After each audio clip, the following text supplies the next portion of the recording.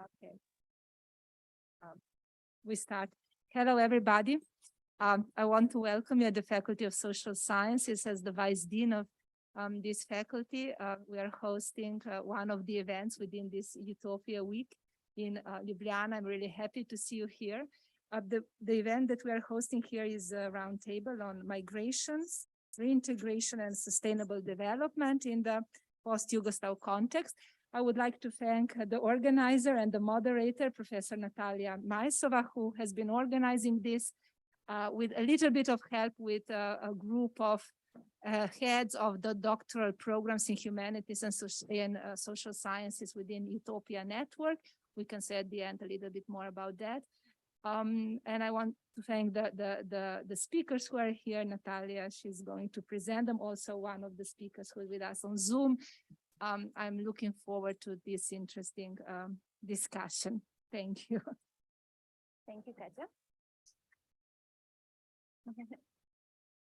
Thank you, everybody, for joining us at this roundtable entitled Reintegrations, Migration, and Sustainable Development with a focus on the post-Yugoslav space. I think my mic is working, right? Okay. You will need it, so stay streaming.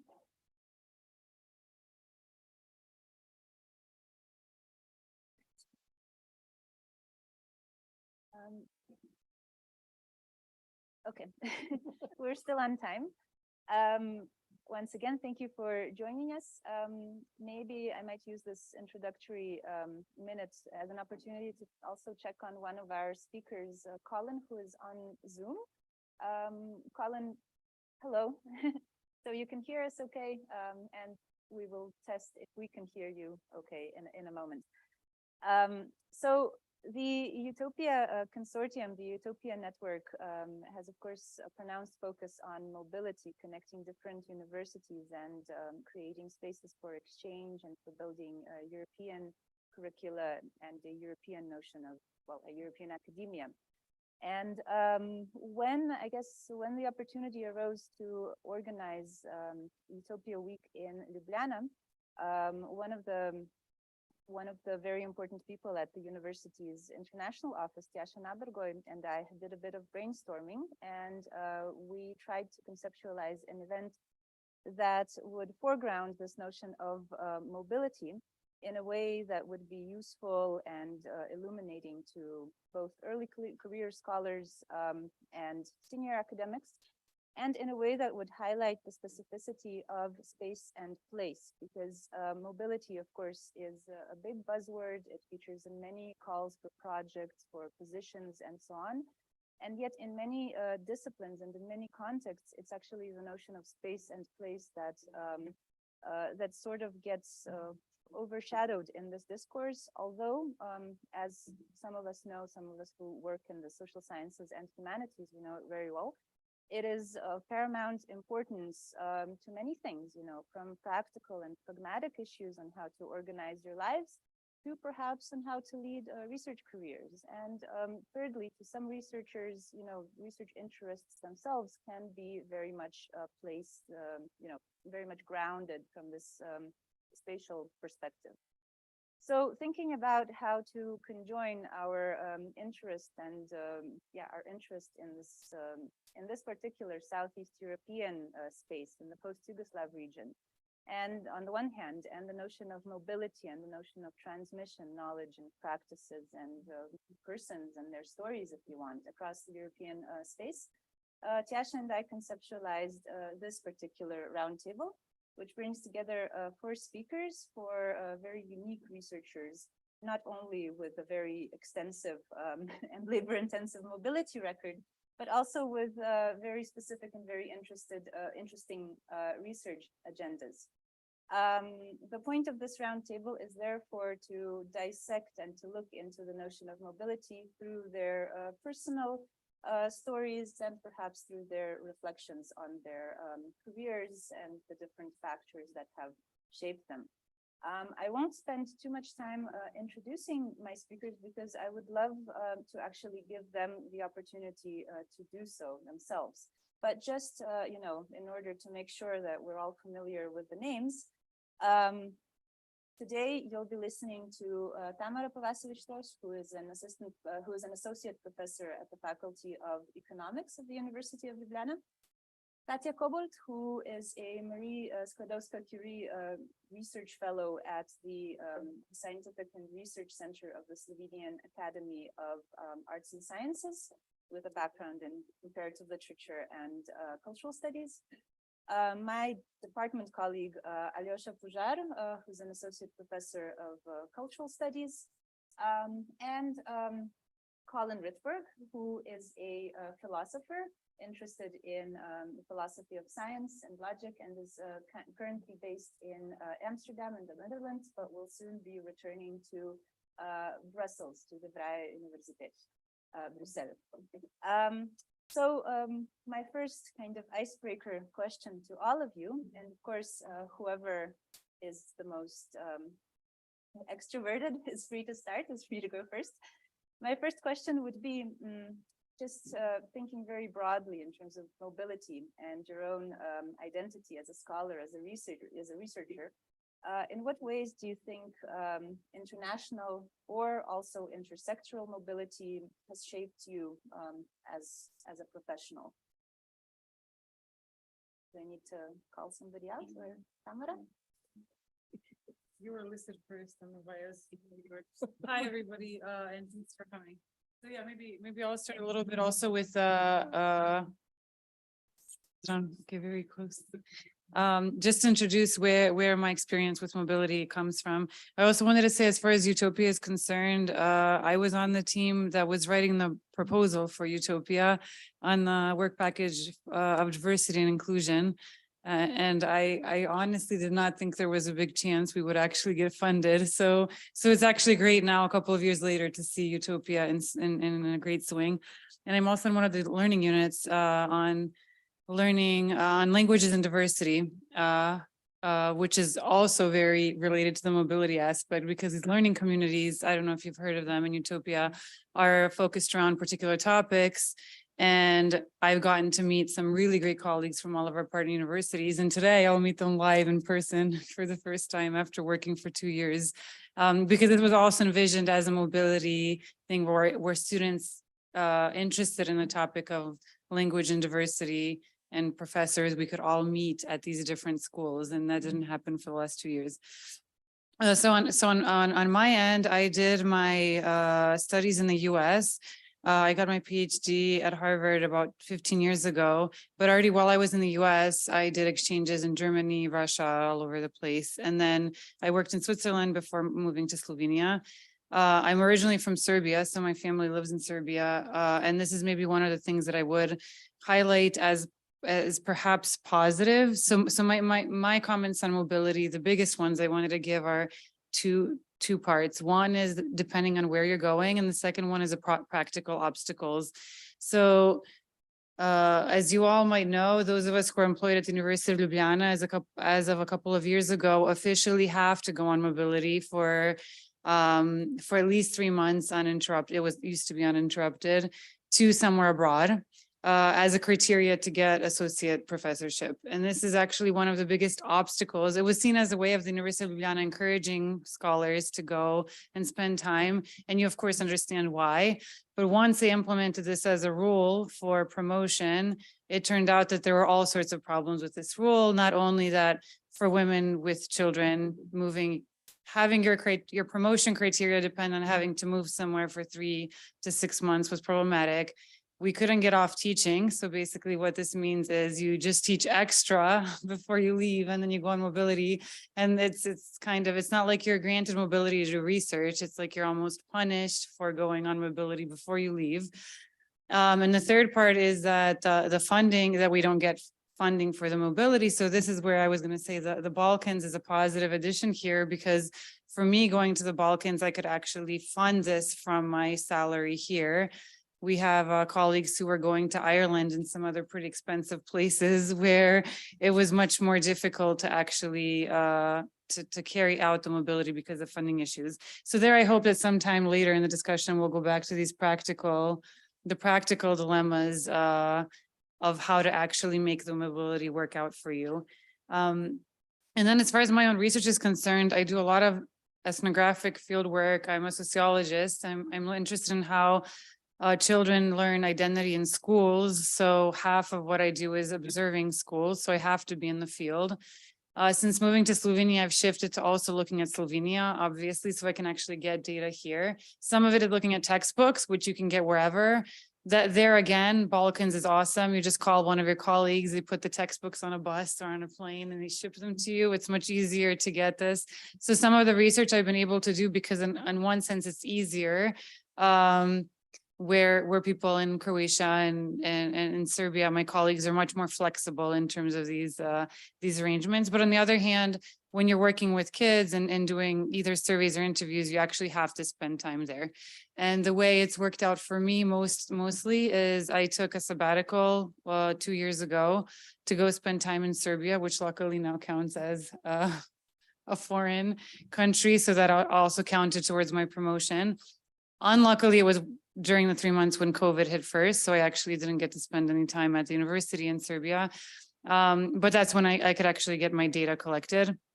So I used my sabbatical to do the research that I could and get the data. But all of the other subsequent trips that I make, I simply take vacation time and go and do a few interviews or get data when I can. For a sociologist, and probably for all of you here in the audience, we don't need to talk about how important it is to spend time on the field. If you do field work, I mean, mobility is a key part of this, getting the field work, meeting with colleagues. I'm now on a bilateral project also with Croatia, which is amazing because we need to do these comparisons. So it's great that we can kind of foster the mobility. The bilateral mobility projects cover just mobility. So just traveling there and staying in a hotel and the meals, but that's already enough of an incentive to keep us once a month kind of connected and keep working on the project, which otherwise tends to die off because everybody's busy. But if you have these once a month meetings, it forces you to always have to be ready with doing research along the way. So later we can get back to any of the points I wanted to mention. I hope I highlighted enough the positive aspects of it, not just the negative ones, but I do hope we get to the challenges at some point, because I see EUTOPIA as a way of handling some of the issues. Thank you. Yeah, you passed it to me. Thank you. It's a privilege to be again in one of my home faculties, actually, because 20 years ago here I was confronted in a defense situation of my diploma with a question by Aleš Debeljak that I grasped only a couple of years later. It was a critique of humanism, which was at that point for me, like really, you know, it was touching the foundations of my epistemological foundations. Luckily, soon after, I did grasp the question, so I'm very happy. I think it's high time that I also speak in this faculty. So yes, like my professional and also personal mobility, it has to do not only like moving from different countries, but also in cross-sectoral terms. So I have been dealing with artistic practice in a social context, especially in terms of the questions of women's authorship since the last 20 years, not only as a researcher, but also as a curator and art educator. So I guess this is kind of a double embedded mobility. Thus, you know, when talking about mobility, I think that it's important, especially in the context and about the context that we want to talk about it, to go back also to kind of epistemological or experiential history, which is the anteriority of what we call post-Yugoslav space, in terms of that, you know, being, you know, someone of the last generations who were actually educated and socialized in socialist Yugoslavia, I think it's also important to kind of mark this experience of mobility, which is in a sense a structural epistemological mobility or experience of the world really drastically changing around you. So on the one hand, I want to kind of really underline the fact that, you know, due to the huge endeavors that were put in the socialist Yugoslavia into education and social mobility, I can today talk to here, you know, workers, petit bourgeois background, basically for the 2 generations ahead of me, already had a possibility of higher education and to develop their professional endeavors in a very stimulating environment. In addition, as I was young, and this is also something that I'm now in research terms dealing with, it's the art education that I experienced at that time, which was very vibrant in infrastructural terms from school, where I could already basically in the elementary school get in touch with ethnographic research, to so-called pioneer houses, where, you know, it was possible for very affordable money to be engaged with theater, languages, and so forth. So this is, I guess, the legacy, you know, that we're still kind of, you know, holding, or that we're still dependent on. And there were this legacy, because post-Yugoslavia is very heterogeneous in terms how it went through the so-called transformation system. So in these terms, we here in Slovenia, we're still, so to say, lucky that some of the shifts in infrastructural shifts weren't that devastating as they were in some other countries. So yeah, so this is also this kind of a mobility. What I would like to underline is that I, in this transformation time, also experienced like these epistemological shifts, where suddenly like what Boris Budan has written about, like the whole societies and whole epistemological system was kind of rendered as something which is not valuable, that basically, you know, the institutions and the, you know, researchers and people should basically learn how really to do research, how, you know, really to do the societies, the democracies, and so forth. So it's also this one. Later on, I went to Germany, where I basically dealt with memory studies, the memory of the wars in post-Yugoslavia. And I just came back basically 1 year ago to deal with what I already spoke on, the history of the common history of the socialist Yugoslavia, and the way how to, you know, nevertheless keep some of the knowledge and also make it usable in the futurity, in the future. Yeah. So much on my end for now. Passing it over.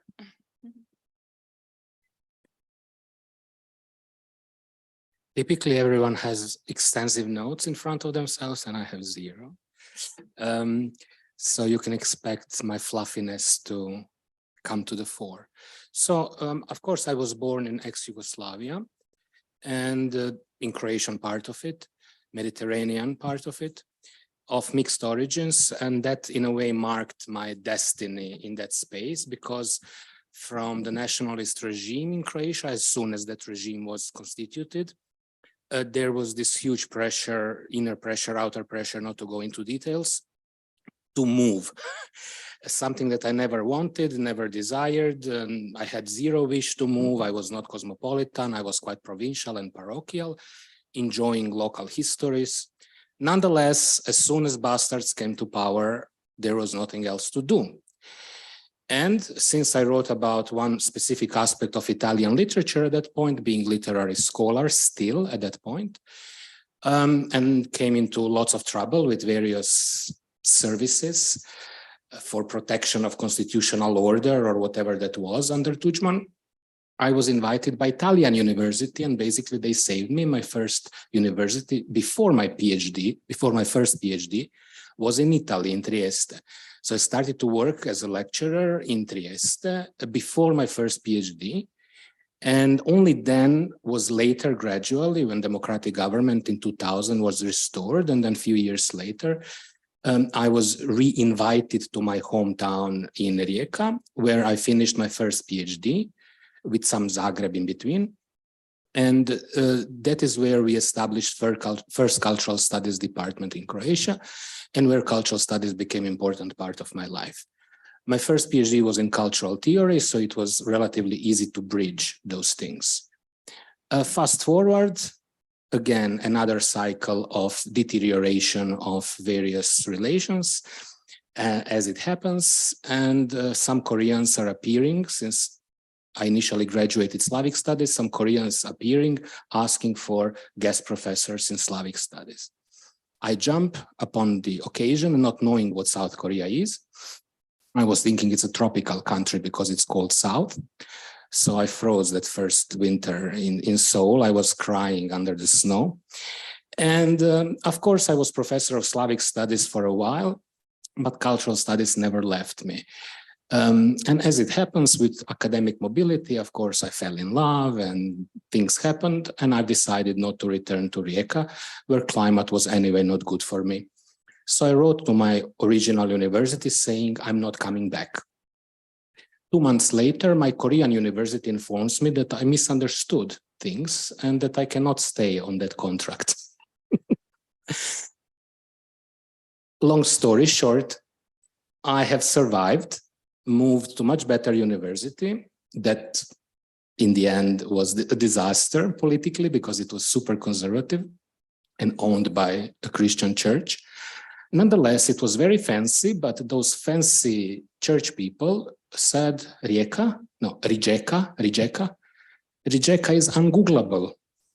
Listen, Alyosha, we need another PhD. What? How about you make an American or British PhD? Okay. Who will pay for it? Well, you, obviously. Okay, again, long story short, I'm doing my PhD in Cardiff in Wales and traveling between Seoul and Wales. And beautiful Welsh people, democratic and open-minded as they are, they allow me to be in South Korea in the field, doing my field work. So basically, I'm breaching laws of several countries, officially living in Cardiff for British immigration. Please don't arrest me, whoever is listening. In Hotel Maldron that I couldn't afford, but I could afford because I was in that hotel only a few times per semester. And of course, I was working as a professor in this fancy schmancy gilded conservative torture chamber. And at the same time, writing my PhD during night in my office, listening to security people going around buildings. And yeah, that is my story. I went back to Europe at some point, applied to 350 places, including some of the places that I really loved. But some of those were in the meantime destroyed. So destiny protected me because neoliberal attack on British universities killed lots of cultural studies departments and centers. And then it was Finland, Slovenia, or Croatia. It was a dilemma because in Croatia, they wanted me to go over 2 dead bodies, meaning they didn't accept my plan to establish another program. They said that it's too ambitious. And they wanted to kill 2 people that they didn't like, 2 young people that they didn't like, by inviting me to return. That was, of course, not only ethically inadmissible and terrible, but it was also for me a type of, it would be a personal defeat to go back to point zero.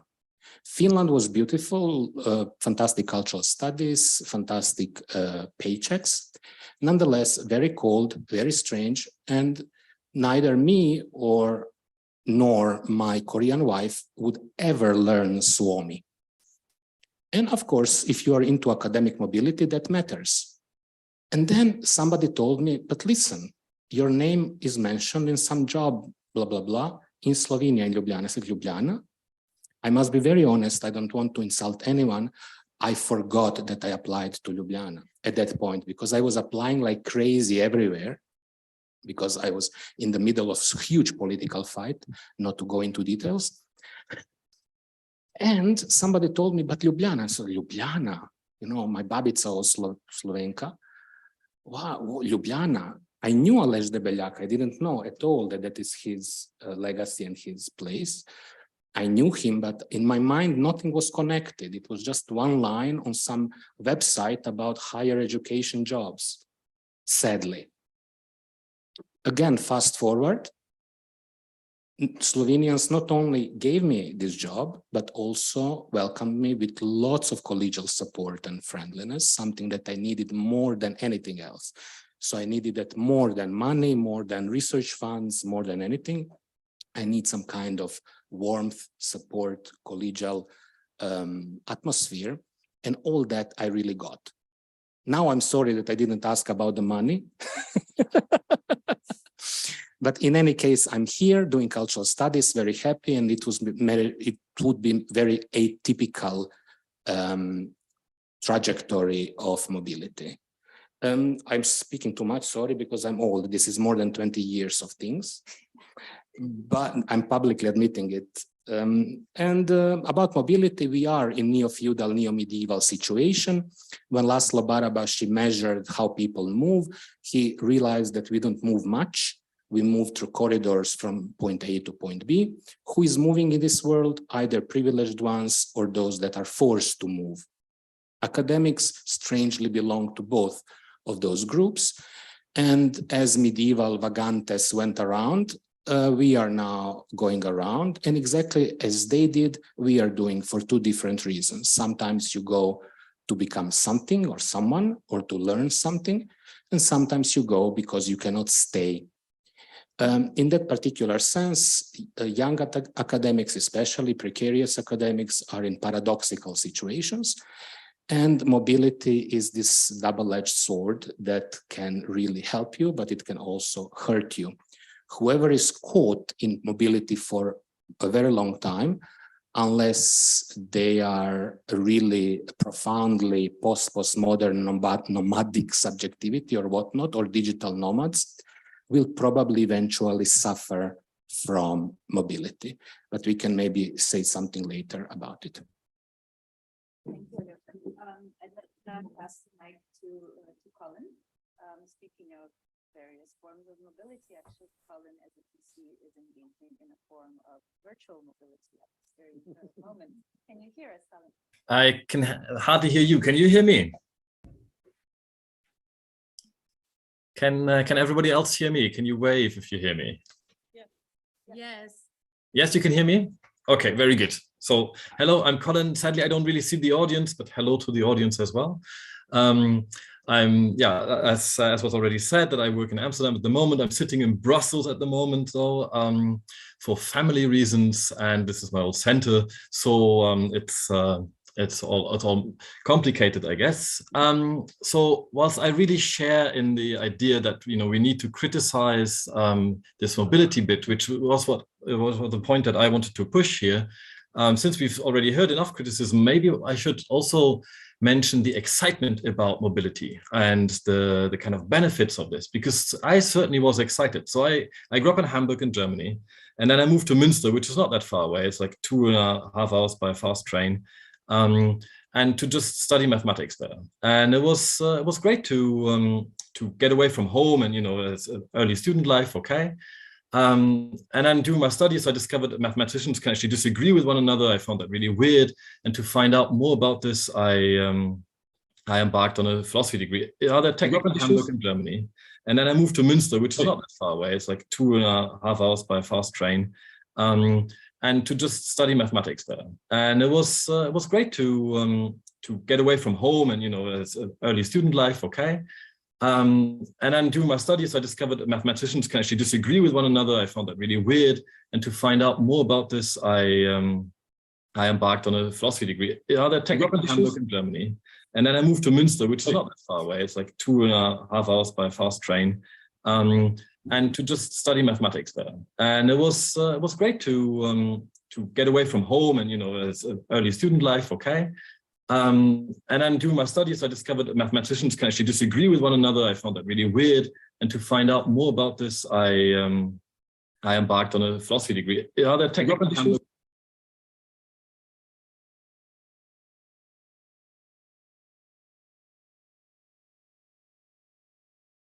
Can you hear me now?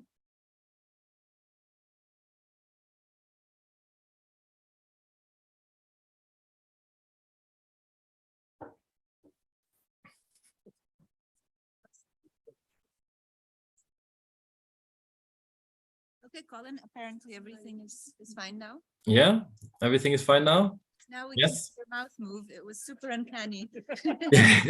I heard myself on a loop, so it was quite weird. Okay, but we're back to normal, yeah? Yeah, we are. Yeah, okay, great. So where was I? I was studying mathematics in Münster, and the joy and excitement of leaving home and being a student and so on. And then I discovered, okay, mathematicians disagree with one another, so I wanted to know more about this, and I decided to do my PhD in philosophy of mathematics. I knew nothing about philosophy, but I applied anyways. And at least in Italy, it's possible if you find a professor that accepts you, then you can actually do your PhD in a field that you do not have a master's degree in. So I went to Palermo and started my PhD there. And this was exciting. I mean, so I'm from Hamburg. In Hamburg, it rains more than 200 days of the year, it rains. And then to move it to southern Italy, where suddenly you have the sun. I mean, right, there's this about academic mobility, right? I mean, there's an entirely different culture where nobody cares whether the bus is on time or not. And, where it's actually nice and warm outside, right? There are some serious benefits to the mobility, at least that early on, because I didn't have any kind of strings attached to this. I was ready and I wanted this. I wanted to go, I wanted to see new places, new faces, new friends, and so on. Of course, this came with burning a couple of bridges, right? So not all friendships are made to survive this, right? Because of course, yeah, suddenly friendships all the friendships that I had that lived off doing stuff together, those tended to crumble, right? So the closer friendships that would survive by just having telephone calls every now and again, those might survive. And then we heard about the epistemic environment. That's certainly true. So the epistemic environment of the places that I've been to have been extremely different and have certainly shaped me. So in Palermo, for example, the philosophy of maths, even though, I mean, the topic has always stayed the same. I've always been interested in the disagreements that mathematicians have. But the way this was done in Palermo was extremely old and dusty and really not my thing. And then I met at a conference, and I think conferences are actually extremely important for us. When we think about mobility, I think conferences are something that we should think about as well, because they might actually be more important to me, at least, than the place I work in. But so at a conference, I met somebody else who was doing things more, a professor who was doing things more the way I wanted to. So I decided to study with him. So I went to the UK and finished my PhD in the UK. And then I went to Brussels to do my first postdoc and did my postdoc here. Then again back to the UK. No, in between I had a very short research visit in Copenhagen, but that was just a month. And then back to the UK. That was already beginning of COVID or just before COVID, and then COVID hit. So I didn't actually spend a whole lot of time in the UK. And now Amsterdam, and so from 1st of December, so it's in 10 days or what, it's back to Brussels.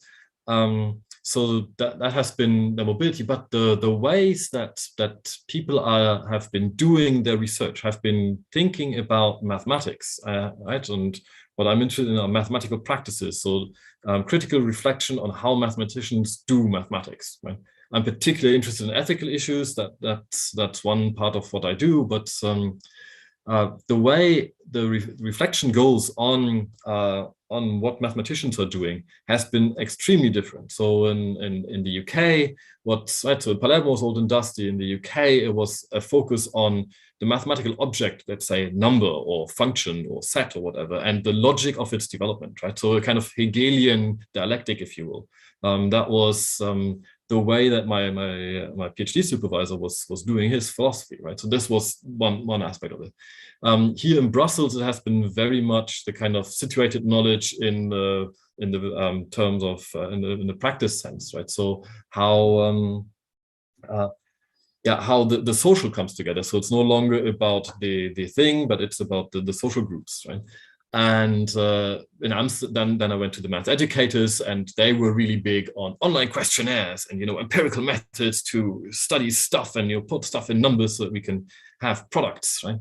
And now I'm in Amsterdam. I'm in a group that thinks in terms of epistemic power and epistemic exclusions, and you know, it's deeply rooted in feminist argumentative theories. And these have really shaped my thinking. So, I mean, maybe not for outsiders, but I can certainly trace myself. I can read a paper and remember, yeah, that's when I was there, right? This is most clearly visible, of course, when I did the stuff with the math educators, because that's where you see the, you know, online questionnaires and hard numbers. So this has certainly shaped my the way of doing what I do, right? So the places that I've been, but I'm not sure whether it's the places or the faces, right? Is it the places or is it the people? Of course, the places are made up by the people, so I find it difficult to disentangle those two. So yeah, but okay, I was talking about the enthusiasm in the beginning, right? That died down after Palermo. So going to the UK was still fun, but not quite as much fun. And then at least when I came to Brussels, so my first postdoc, I was fed up with this. I mean, this constant uprooting, right? So that I really suffered from this. I enjoy having social networks around me. I enjoy having people I can call and talk to and meet in a bar physically, close friends. And this has become more and more difficult to do, right? I'm now in my late 30s, and it's becoming more and more difficult to build up these kind of close relationships with people, because people have kids, and by now I have a kid, and, you know, who has the time to build up a close relationship? It's very much unlike the beginning in Münster, when I started to study, and, you know, I would go out pretty much every evening, and time was not an issue, right? Time now is a massive issue. Right? Besides just doing my research, sure, fine. But I mean, when I have time, usually the others don't have time to actually build up any kind of social network around me has become increasingly difficult. And that is, for me, one of the biggest downsides to academic mobility. Okay, thank you, Colin, also for illuminating this aspect, which isn't necessarily very intuitive, namely that doing a subject which is not regionally bounded, like mathematics or philosophy of mathematics, can still greatly be impacted, not only by, I don't know, a certain famous professor who might be hitting a center, but also by the culture, the structures, the climate even. I thought that was very, very precious to hear. What we've also discovered is that obviously mobility comes in various forms and at various stages of our academic careers and of our lives. It may take on different connotations. So maybe what I'd like us to think about next is perhaps, I think that all of us who are in academia and who have had to deal with mobility have realized after a certain time period, I don't know, after 10 years or so, that our ideas connected to mobility grow and change, and we become more and more reflexive when we deal with mobility. For example, Colin mentioned the difference between longer stays and conferences, and Tamara mentioned mobility as a requirement. So for many people, it's this pressure of mobility as something that is becoming this inherent attribute of academic development that is off-putting, which is also something that Alyosha briefly mentioned.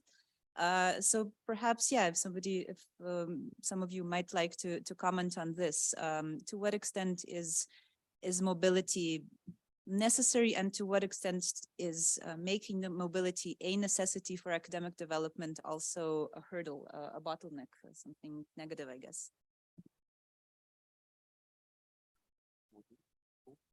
Would like to. Shall we follow the same cycle? So eyes around the microphone.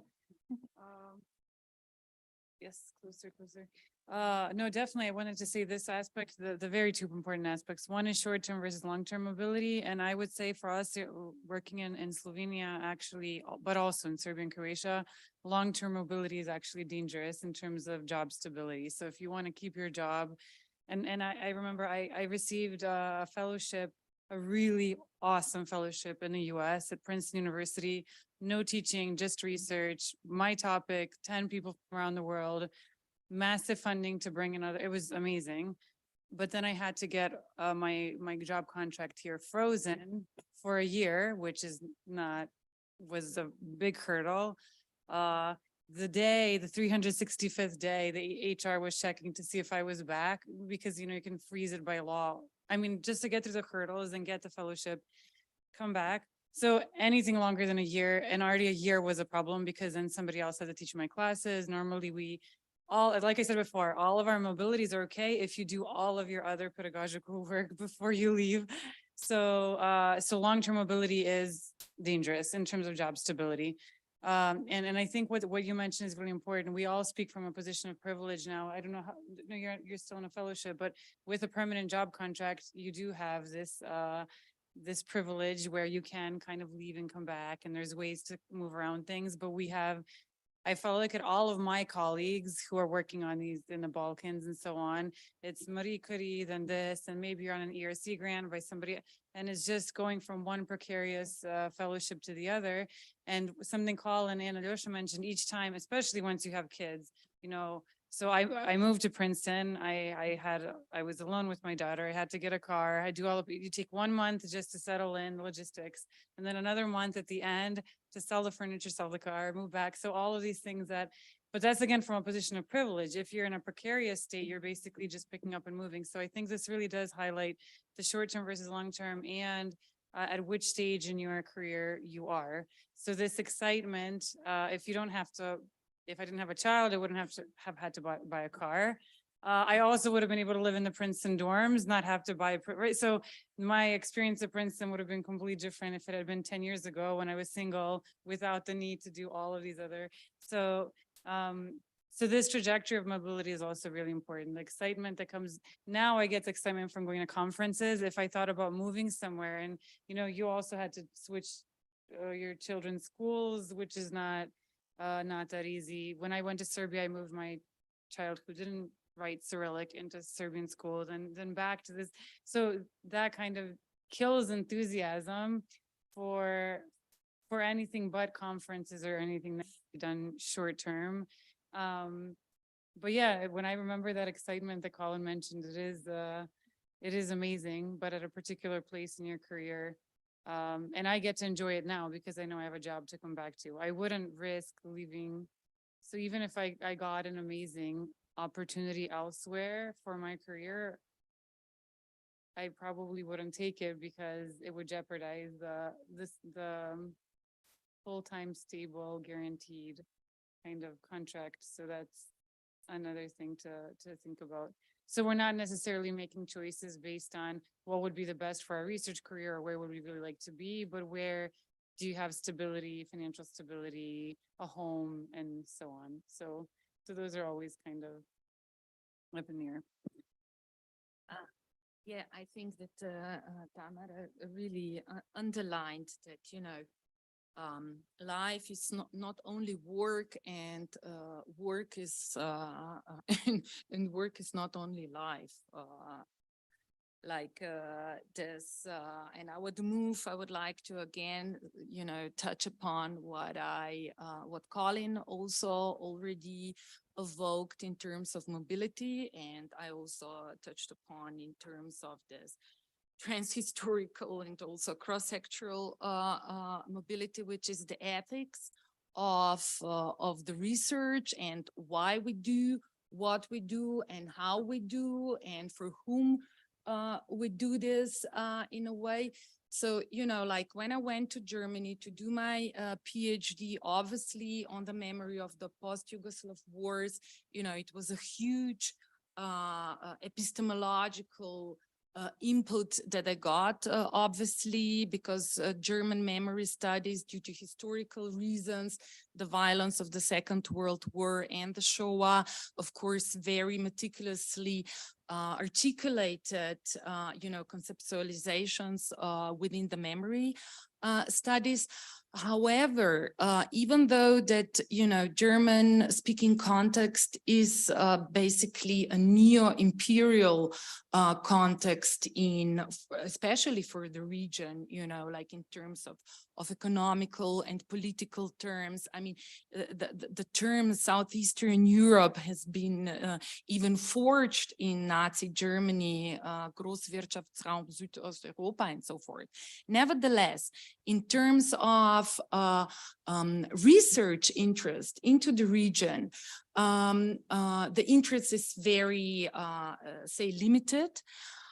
It got in the last 20 years when, it got kind of, within the expander, the research interest, especially in Germany, I would say got less. So the Slavic departments, the Eastern European studies are basically, being cut down, which is then again a problem, if you have this kind of area research. This is in one aspect of it. And the other aspect is, of course, the question of the research agency, like where is research upon a region basically generated, what questions are being raised, for whom are these questions raised. So I think that, like academic mobility, it has also to do a lot with the ethics of the research, and also in terms of, like language-wise, like a lot of languages, among others, like all of the languages basically of the region are within the digital era, basically bound to extinction, I mean, I guess, it's something that wasn't, or it was just a bit touched upon. Like this is the region with brain drain, So in terms of, how to make the mobility sustainable, that, people would not live or would live only, in terms to kind of, boost up different aspects of their professional, but also private life, and kind of really could be included then in a sustainable way within the regional research and higher education. I think these are basically the areas that, need a lot of focus, and very also politically smart thinking and strategies, because like as Alyosha already mentioned, the research and higher education field, it got completely neoliberalized. Like I'm someone who has for a whole professional life basically been whether freelance or kind of bound to fellowships or temporary limited associate professorships and so forth. So it's basically impossible in terms of a private life that goes on, like, to make some stability, but also in terms of epistemological terms, and infrastructural terms, how to build a field and how to really put forward and give forward what one has accumulated, and how to kind of really collaboratively work on things if we are kind of a competitive, individualized researchers / firms, that like need all of the time compete among each other. And the mobility is basically bound in this competition system. So I think, you know, that we are just on a verge of a new paradigm, you know, modernization, or this modernist thinking of, you know, growth and progression, whether socialist or Western capitalist one, it's not functioning, obviously. So like, you know, we're on a verge of a new paradigm that needs to be soliditated, which is interconnectedness, you know? So I guess like the mobility should also be kind of more into, you know, how to leave the roots, and how the roots also get connected with one each other in terms, and not to be derooted the whole time. Not sure who would like to go next. Colin, do you want to change the pattern? Or are we? Sure, I can. I mean, just to break up the cycle, maybe. Does it sound good? Yeah. Okay. Let me just. Yeah. Okay. Yeah. I mean, I already spoke to the uprooting effect and the kind of the social effect of this. So that's something. Maybe I say something about the conferences. That's because I wonder whether, you know, my tribe is a tribe that sits at one place, really. So there's in my field, right, philosophy of science, there's this tiny subfield, philosophy of maths, and there's the practice turn. And in this practice turn, there are a couple of people at the mathematical cultures movement that I align most with. And now we're talking about what? Is it 50 people in the world? It's probably less, right? It's the same people that always come to the same conferences, and you know, this is my tribe. But my tribe does not work in one place, right? We meet at conferences. We do not meet all the time. Not everybody is there at every event, obviously. But this is why conferences are so very important to me, right? This is where I get a lot of input that really, really matters to me. So I guess the kind of mobility that comes from these conferences. But there's a problem here, right? So, I mean, I do not fly to conferences. I do not go to conferences where I have to fly to. I might fly to a conference if nothing else works, but I wouldn't go to a conference in the US, for example, right? I just do not do this on principle, and I will take trains on principle if at all feasible, right? And of course, it has happened that it wasn't feasible for some reason. But so the kind of environmental impact of mobility when it comes to long-term stays, well, then fine, right? I mean, of course, we can go to the US if we want to live there for a year or two for longer research stay. But these kind of weekend conferences, quickly fly to the US and then come back, I find that deeply problematic. And I think it's part of the discussion around mobility that we ought to have, right? And then, yeah, I mean, since I was talking about the kind of enjoyment in the beginning of the kind of long-term mobility, right? We spoke about stability, right? And I'm not in a stable position, right? So I have short-term contracts, right? My new contract now will run for 2 years, and I fully expect this to then clash with my further academic ambitions, right? So I guess when this project is over, I might find something somewhere kind of far away, but I have a partner and the kids, and I mean, maybe we would move, but probably not, right? So international mobility might ultimately, the kind of demands it puts on me, even though in the beginning I was so happy about it, and I have been doing this, and with great pleasure, I have to say. I mean, a lot of pleasure was part of this. But it might ultimately be the end of my academic career, because ultimately I might say, no, I'm a father in this place, and I am willing to burn my academic career on the stakes of my happiness, right? And if my happiness is here, then this might happen, right? We'll see. But sure, this is kind of a demand that mobility might put us on. Yeah, so that's something I want to mention. Maybe just a short intervention. I'm really curious, Colin, because well, your trajectory is more or less limited to Western Europe, one might say. So my question is, at this stage, or perhaps at an earlier stage of your career, what would be the limits of your mobile map, let's say?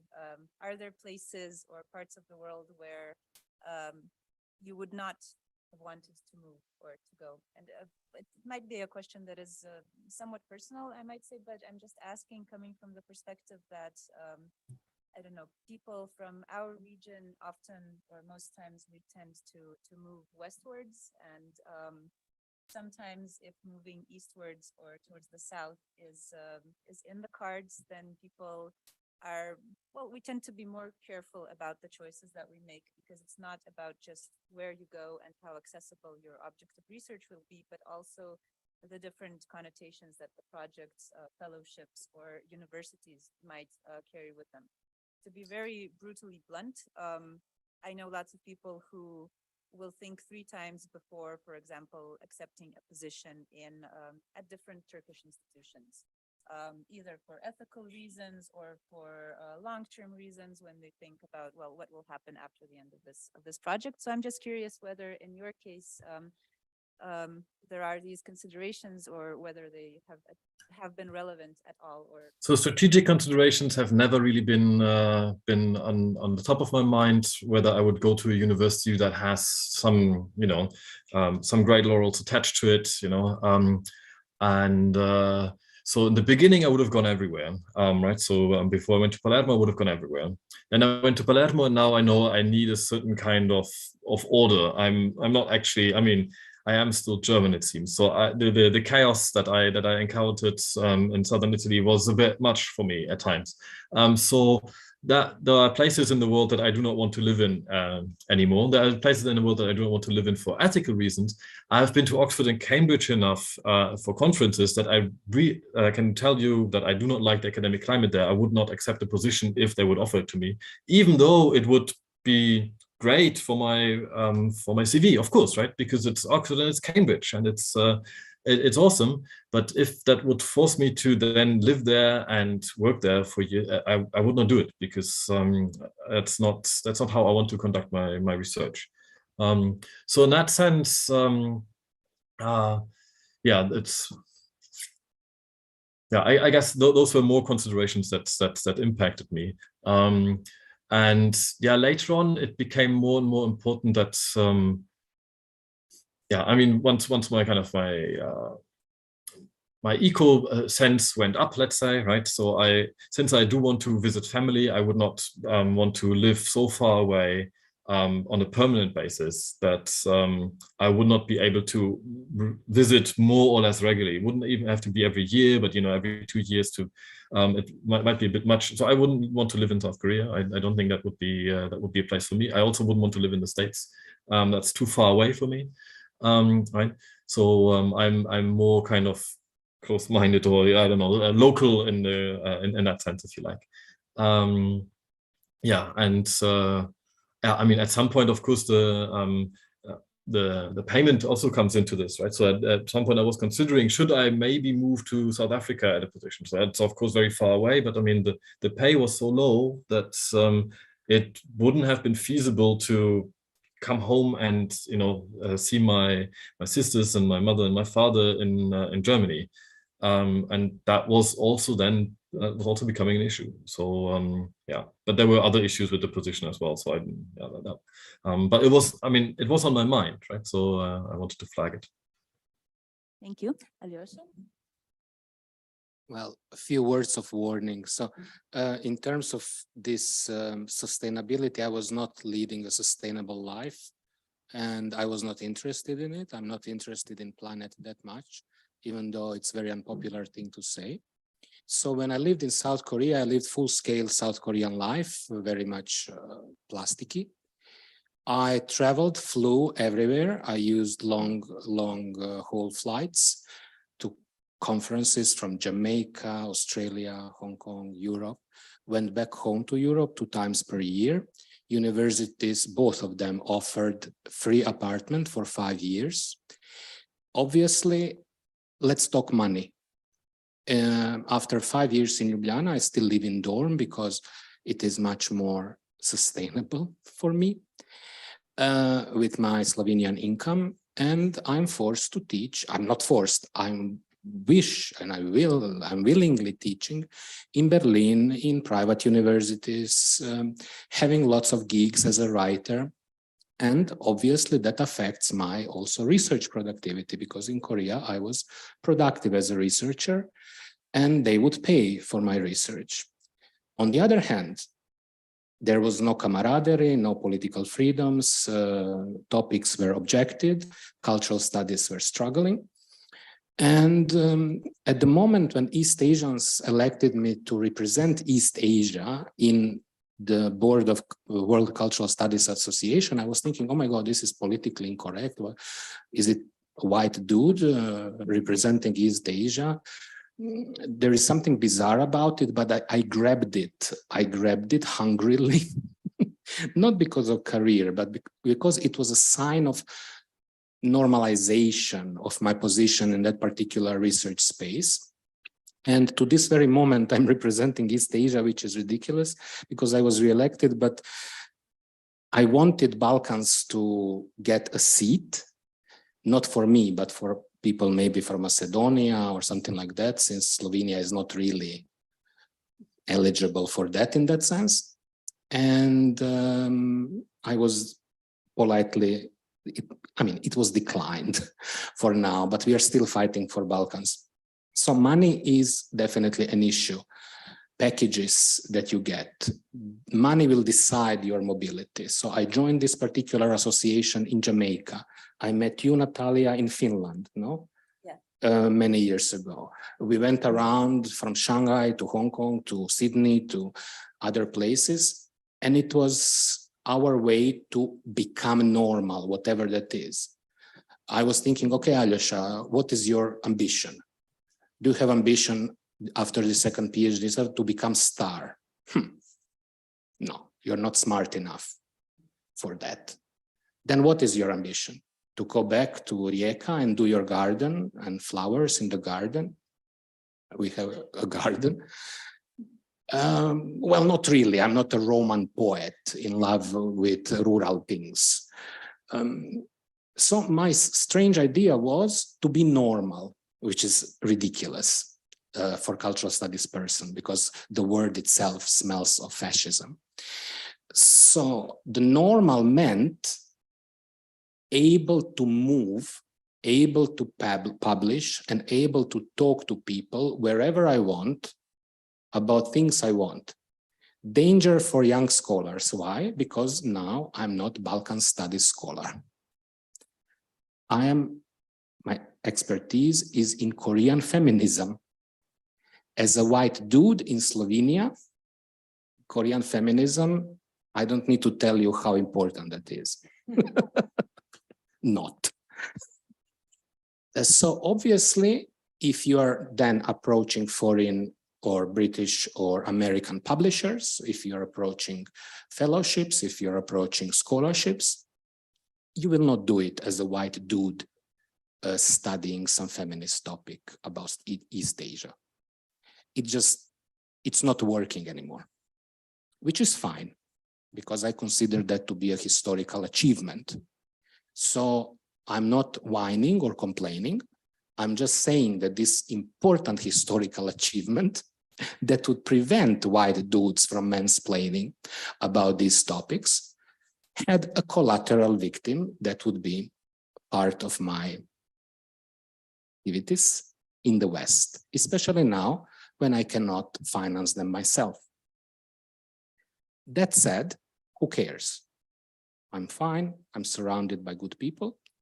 I'm still working hard to represent East Asia, especially a problem is in Hong Kong when cultural studies people are often arrested by the Chinese authorities. And we are trying hard to do something about it, which is very utopian. But anyway, what I wanted to say is, please have enough money wherever you go. Don't go to Oxford and Cambridge. They will not pay shit. They're just using you. They're using East European flesh and squeeze our expertise, constantly putting us down in so many ways. The entire process is not decolonized. The entire process will not be decolonized in the foreseeable future.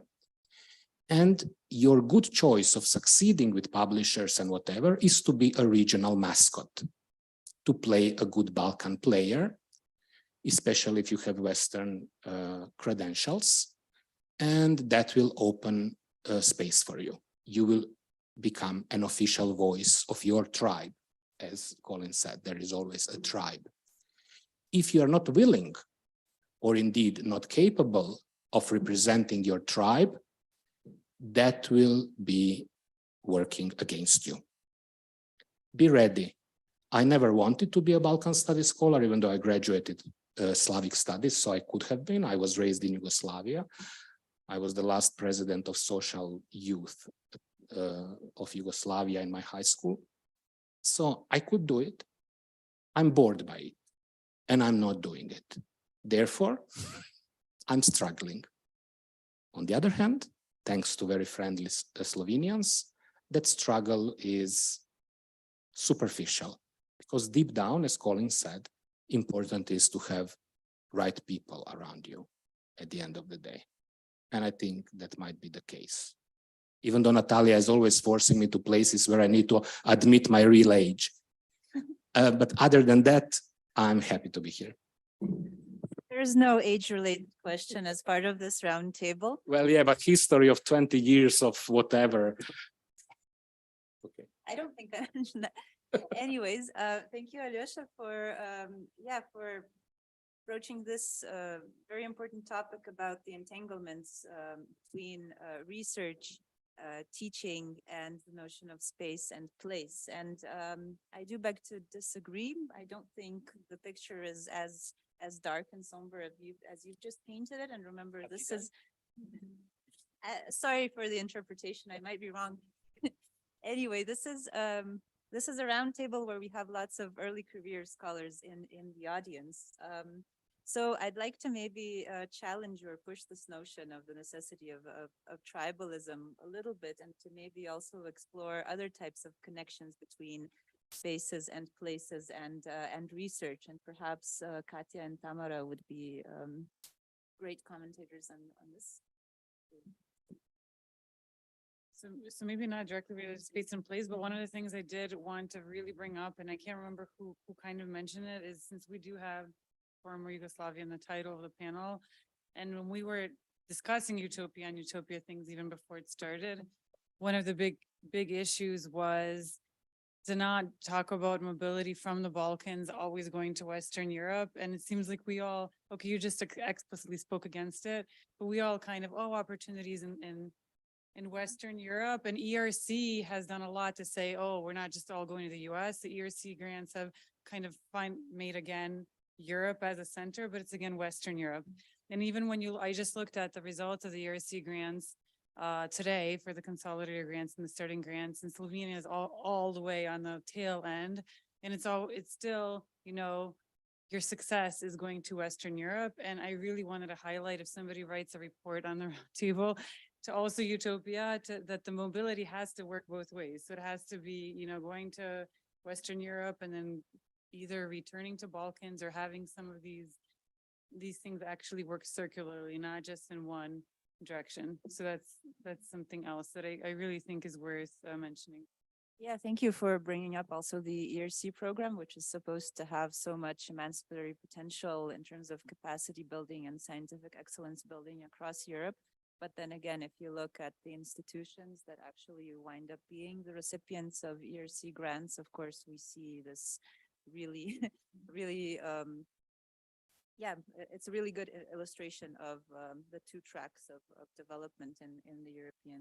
But it's not just that these universities are getting the grants; it's that also our young scholars are getting ERC positions and leaving Slovenia and leaving the Balkans to go to work on these ERC funded projects. So we're in essence not just losers in the grants, which I can understand why, and the University of Ljubljana has really invested.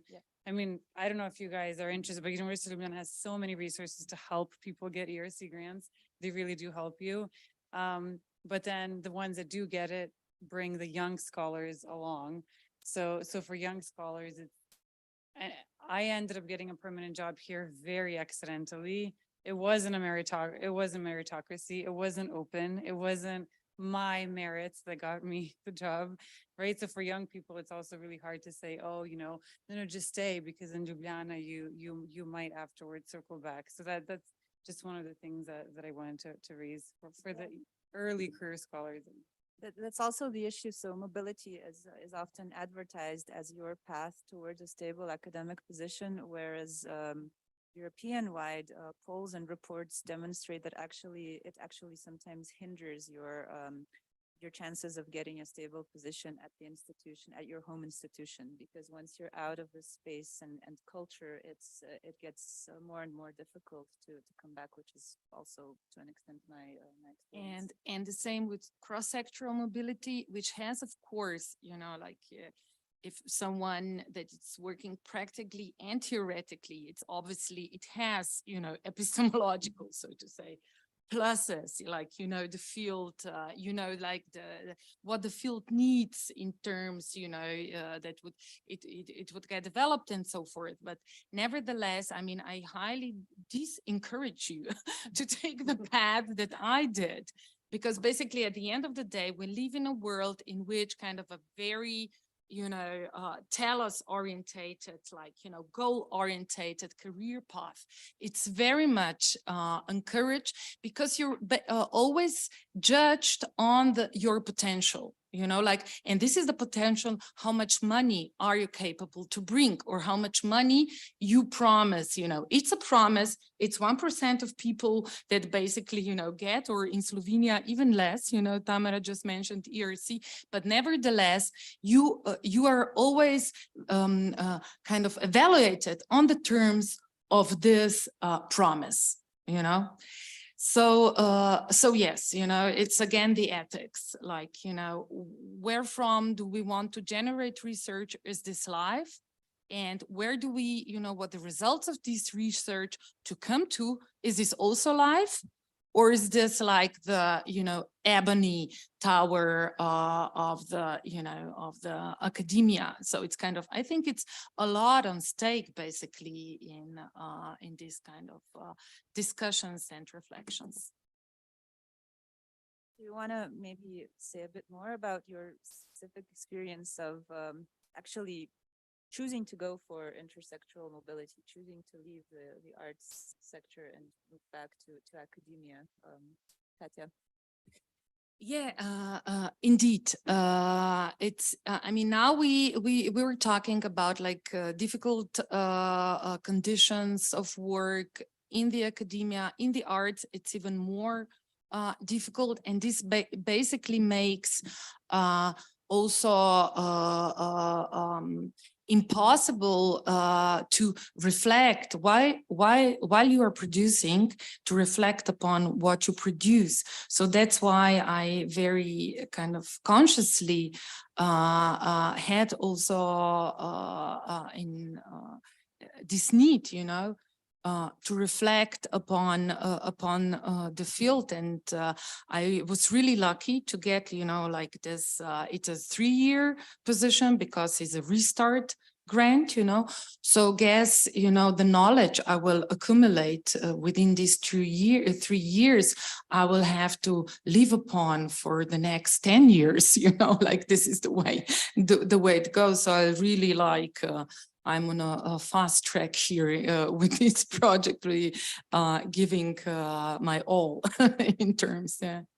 I think that 3 years, a 3-year grant forcing you, getting you to move to a different country is appropriate to be qualified as a kind of reintegration or a restart grant? I hope there are some also in Slovenia, there are some, and also on the European level, basically some mechanisms that are trying to kind of make this more sustainable. But it's like Colin also said, I'm open in terms of not moving anymore, because I have families, so I also want their lives to be kind of socially sustainable, like having children. It's also there are not plans that you can just, put them where you want to.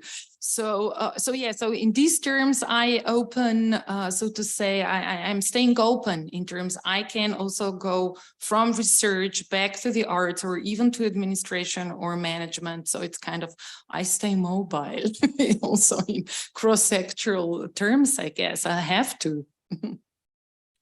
Well, just a sad anecdote. I have some plants that unfortunately didn't survive my various mobilities. Several cacti died in the process.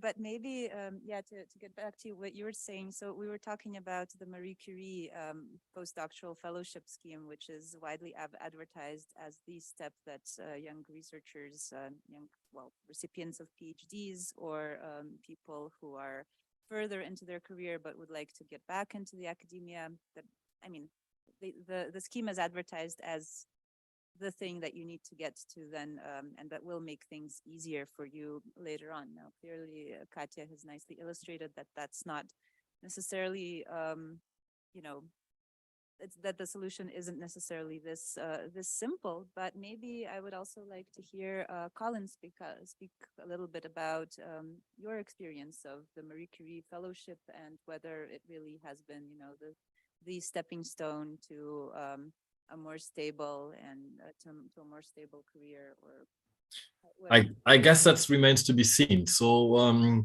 because I mean, it makes you move, and then what, right? I mean, theoretically, what comes after that, right? Because you move out. Yeah, in my case, I have an individual Marie Curie fellowship, so that's a 2-year project, right? So you have to move to a new country, you have to move to a new university, new people, and then 2 years are over, and you do not know what comes afterwards, right? You do not have a fixed position. There's nothing, right? I mean, there are no 10 years for me that I can then now live off my knowledge that I have gathered, because maybe these 10 years I just don't have a job, right?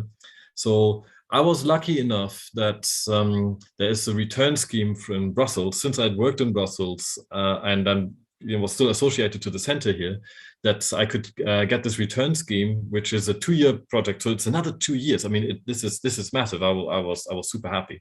So I got this. So I haven't actually applied for jobs yet, right? So I will use these 2 years to now apply for jobs, and then we'll see what the name Marie Curie will do on my CV, and if this will actually be helpful in any meaningful way, more than any other project, right? People tell me that it will, but I'm not sure yet. I mean, I have written a couple of applications, but they were all kind of far-fetched. Basically, I mean, I do something so fringe that nobody is doing this, so it's difficult to find a job, right? I mean, philosophy of maths, who cares? And then, you know, if you then have a small tribe in that little field, yeah, that's, I mean, yeah, I very much sympathize with, you know, South Korean feminism. Yeah, ethics of maths is not much bigger, sadly. Even though it's a worldwide phenomenon, it's not much bigger. So yeah, I'm not sure how much of the glory will actually, you know, translate into anything fixed. And then there's the question: will it translate in? I mean, will the glory of the project translate into something fixed in a space that I want to be in, right? I already told you that I do not want to live in Palermo anymore, so right, and I also don't want to go to Cambridge. And in fact, I might not even want to move away so far that I would not be able to still live a life with my partner and in the place that we are at right now, right? So none of this is guaranteed, right?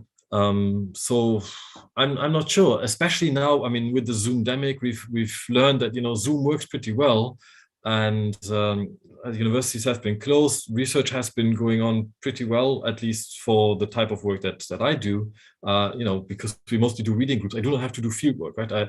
I mean, my work consists in reading stuff and then writing about it, right? That's the easy version of what I do, right? I do not do interview studies. I do not go into the field in any way, and none of this, right? So for me, Zoom works. I do not fully understand why I need to be at a certain university to actually be physically present. I mean, I understand that having a research environment at a university is beneficial. So I fully get this. but I'm not sure that if I'm at University A, if I kind of participate in University A, why can't I be paid through University B? That is not quite clear to me. And but that seems to be the way it goes, right? University B will not hire you if you tell them, I want to be in University A. I've tried, and so far I failed. Yeah, and I'm not sure that, you know, the MSCI actions will be helpful in overcoming that difficulty.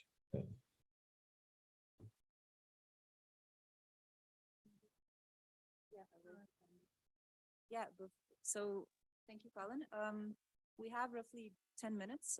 So before I open up the floor to questions from the audience, I would just like to highlight that, of course, there are these highly competitive European scientific excellence schemes, such as the Marie Curie postdocs and then European Research Council grants.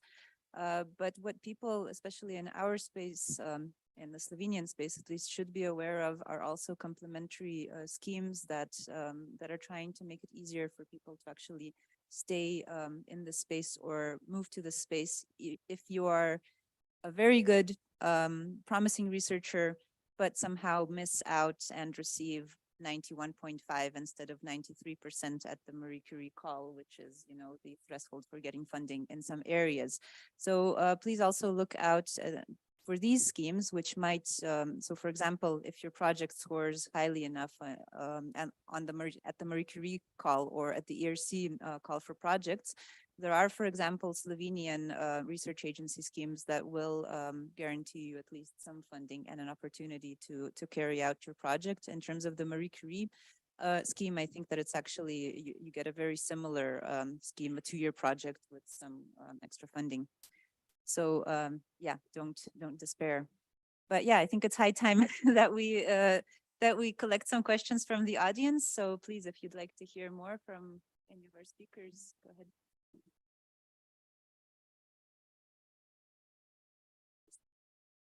Go ahead, Idris.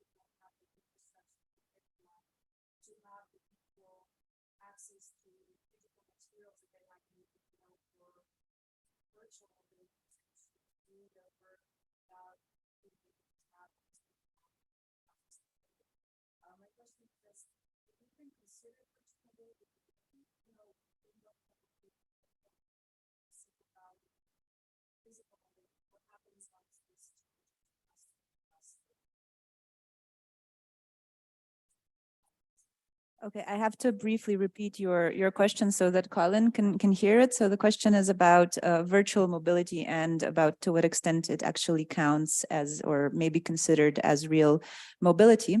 And of course, issues associated with virtual mobilities are issues related to digital inequalities. The fact that not all places may have the infrastructures to guarantee equal access to digital resources and so on. So would like to comment? No. Like I'm constantly teaching in various universities online and I never feel I was there. I never feel I was actually experience the environment. And as a cultural studies person, as an ethnographer that values field, even if I'm not working in the field, but I value the field. No. I also think that it's especially within teaching that it's almost impossible to kind of really, you know, reply the addressing that basically every, you know, student has different ones. So as a teacher, you have to be very sensitive to this kind of, you know, like, you know, to really, you know, do something with your work. And secondly, within the research, it's also because it's so important that with whom you do research, you know, that not only in epistemological terms you understand each other, you know, there is also other ways of working together that, you know, you kind of, you know, need to get a justice to, or that you need to kind of find some very good way. And I think this is difficult only like on remote terms. It can go, but there must be some base which is face to face. I mean, thank God that we have it, you know what I mean? But, no, nothing, just bad. I guess I would like to add that so in Amsterdam we had a lot of Zoom only meetings because of COVID-related issues, and so a lot of the contact I had with my colleagues in Amsterdam was actually this kind of two-dimensional Zoom screen like we have right now, and you can create spaces where this works quite well. So I mean, we had from weekly reading groups, those are not so much the kind of research environment that I really thrive on, where you have, you know, the lunch breaks and the coffee breaks together where you can discuss your problem. That doesn't quite work. But we had all these kind of informal meetings, and then people would make a point of informally drinking a coffee together. And sometimes that would be a Zoom session of just 15 minutes. You know, we drink coffee, we don't really have anything to say, there's no discussion going on, and, you know, then we do other things. Or it would divulge into this kind of 2-hour long, oh, I'm writing this paper and that's my current problem, and what do you think? And we keep on talking. So you can create these spaces virtually. It does work, I think. It's not easy, and you need to actively work on this, and everybody in this research team needs to actively work on this. I agree. So I also, of course, I prefer the actually kind of real life engagement. But I do think that the Zoom world does work to a degree. I think the picture that we heard from the other two was too negative from what I heard over here. More comments, questions? Yes.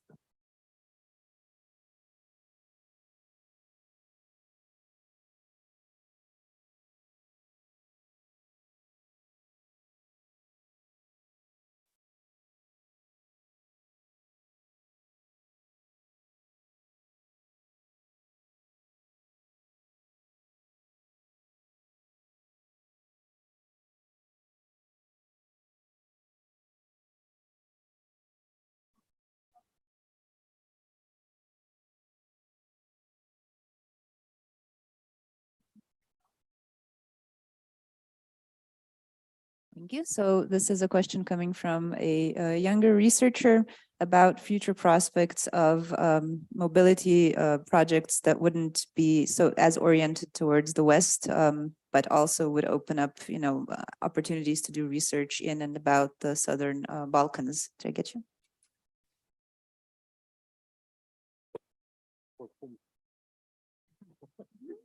No, so this is something I already raised before. I think it's really important. What I did want to highlight is this, that I mentioned at the very beginning, is that the two criteria for promotion for associate professor that are now the hurdles are getting leading a research grant and spending time abroad. And right now, I don't know at FUDV, you can tell me what it's like, but now at our faculty, the easiest is to get a bilateral project with Croatia, Serbia, or Montenegro, which has actually opened a lot of Slovenian researchers going there because we get the grants. And then for the other one, for the mobility, it's also easier to go do the 3 months at your colleagues, you know, somewhere in the neighborhood. So we actually now counterintuitively see people going more, you know, southeastern wards than they did before, because of the things I mentioned. It's much more costly. It's much more difficult to get the grants and so on. So I do see this, but this is because you have to, you know, because you're forced, not because you necessarily think, oh, University of Niš will be, you know, very good for my career, you know. But I think it's really, really important. And then if you're really young, then it depends on wider circumstances. So when we were young and Balkans were just after the war, Soros Foundation and other foundations really showered us with money. So in a way, my master thesis and some other things were paid by Soros. This is stopped now because if you're not problematic enough, not enough money would come to your region. So there is this strange paradox. If I don't wish that, of course. If we ever become central problem of Europe yet again, and we might with these new developments in the East, then money will again move to wash the dirty consciousness of the West. Money will move towards East. Before that happens, I don't expect lots of money to be in the region, and only us privileged ones that can afford to move to Skopje and spend a few months or whatever, we could do it. It is a bit geostrategic and geopolitical also problem. It's not just individual choice, but fingers crossed for your generation, but not for what I just said, not for becoming a problem. Maybe just to clarify about these bilateral grants. So these are small grants that give you money for the actual move, but unfortunately the application process is only open to people who are already employed at institutions. So, which is, you know, makes things very tricky if you're a postdoc or a PhD student. Maybe a last question from the audience? Maybe something that wasn't raised. I mean, Tamara talked about the criteria. It's very different still, like this national policies in terms of, you know, how the work of academics gets evaluated, and this has national specificities. So, you know, people coming from abroad, then to Slovenia, usually don't have the national research excellency, you know, in terms of, in Slovenia, it's very quantitative system of how researchers get evaluated. So these are, I think, then again, regional specificities, and it's very difficult ahead before you move somewhere, like to get like the whole picture of how complex, so to say, an academic integration will develop. You know, it's almost impossible to kind of, you know, foresee all of this. So it's a bit like gambling also. Hope you'll get the jackpot. These I wish you all.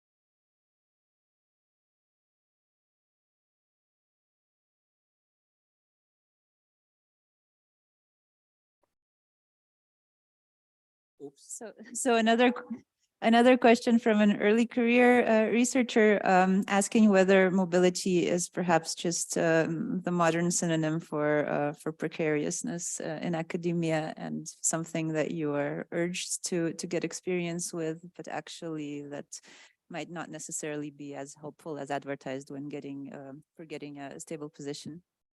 Any final thoughts on this? No way. I mean, Colin, you go.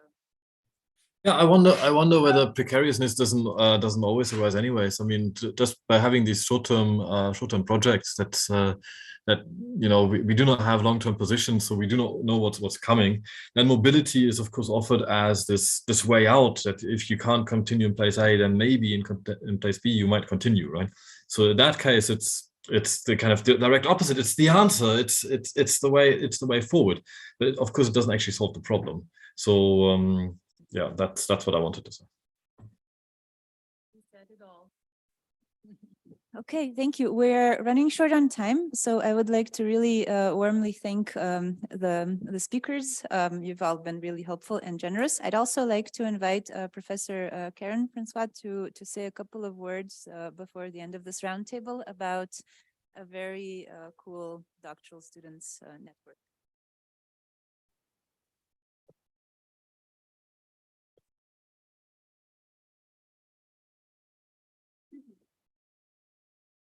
Okay, thank you so much. And also thank you for this very inspiring roundtable. And I'm representing the Doctoral School of, not only the director of the center that Colin is joining by the 1st of December. Thanks, Colin, for participating here. But also as a director of the Doctoral School of Human Sciences at the University of Brussels. And actually, you have to know that when we started the project of EUTOPIA, actually a bit bottom up, we started a bit informal with meetings of the directors of the doctoral schools of human sciences. And we started actually not really to plan meetings, but to organize things. So in Brussels, during the EUTOPIA week in Brussels, we had a panel on science communication. And now we have this opportunity to collaborate with this organized roundtable. And I just wanted to say in 1 minute that we have an upcoming event at the University of Lisbon, and save the date. This will be in May from 9, a short week from 9 to the 14th of May. And it will be on the topic of science communication and academic writing. But you will be guided as a young researcher, and the target group is really young PhD researchers, to start and to learn and also to collaborate with other young researchers how to start your academic writing. So save the date from 9 to 14 of May, and we will invite 30 PhD researchers from the 10 different EUTOPIA universities. I will send the information to the heads of the doctoral schools or the doctoral training, whatever you call it, and they will send it to you. So thank you for giving me the floor just for this minute. Thank you so much.